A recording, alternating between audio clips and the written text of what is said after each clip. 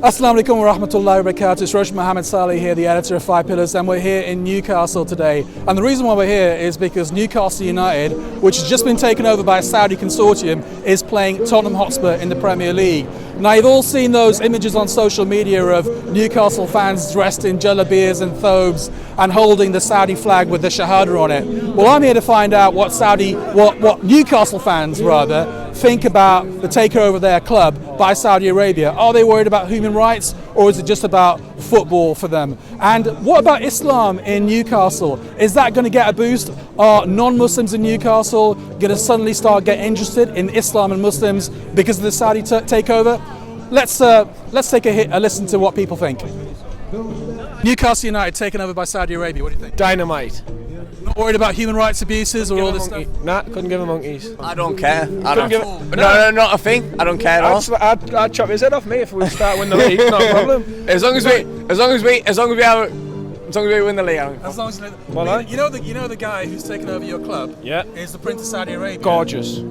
You know what he's done in Yemen? Prince Salman. Like, he's like literally waged war in Yemen. Only thing I know about Yemen is Prison Break, the 5th series, and that's. So you couldn't. We don't care. Nah, I couldn't give him monkeys. As long as we win the league. I've got one question to ask you. I've seen a lot of people in the Arab dress and stuff like that, carrying the Saudi flag. Love it. Where do you buy it? Where do you get them from? Because I've been looking all over. I'll tell you what, I'll have one. What do you guys know about Islam and Islam? You don't eat pork. So we basically did a big dawah day last weekend, the first dawah stall after the takeover, and we were getting a lot more people asking about the religion, about what it means to be Muslim, and questions which we get normally anyway, but a lot more of them. And we've got a little quiz here, so we have as you can see behind me is a quiz there, and it's a bit of fun so that they can ask about different things about Islam, true or false questions, and it gives them another perspective. I mean, look, it's a mixed bag. You're going to have people who are pro, the vast majority of people that I've spoken to are pro the takeover. I guess that's probably because the football matters more than the politics.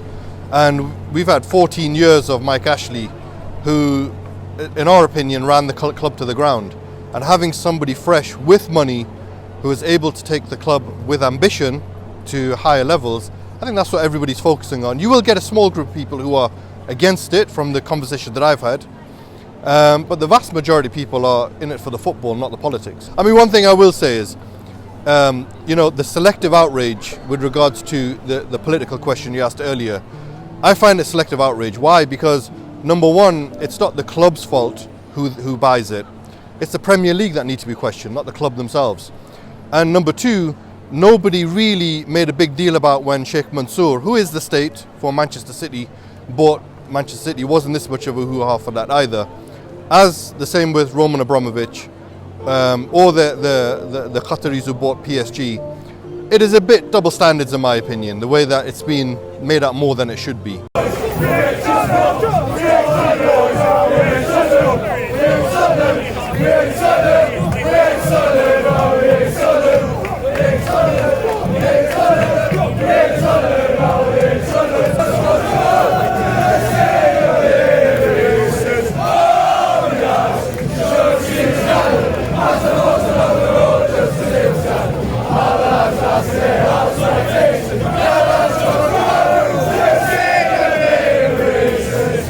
Where'd you get that from? Amazon.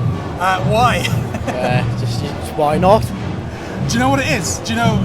Is that what you think people wear in Saudi Arabia, or? Aye.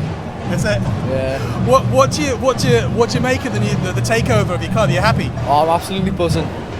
What do you make of what people are saying about they shouldn't be taking over your football club and like their human rights abuses and all that? Are you bothered about that or not? Well, obviously deep down, but at the minute, not really, because we needed this quite a lot. Do you know much about Islam and Muslims? Not really much, nah. What's the first thing that comes into your head when you think about Islam? Be honest. Money. We appreciate Saudi Arabia investing in Newcastle and the city, right? So we've put this on total support, right? We love you, Saudi Arabia, we love you. Prince bin Salman. Love the richest club in the world. So sweet.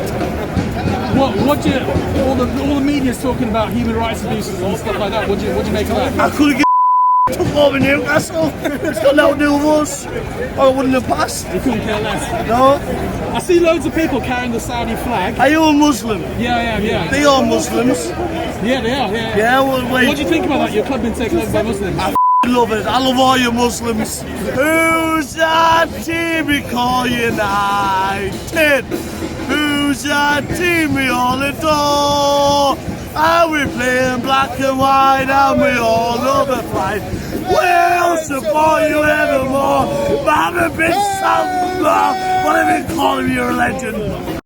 We are the richest club in the world, not just in football, in the world.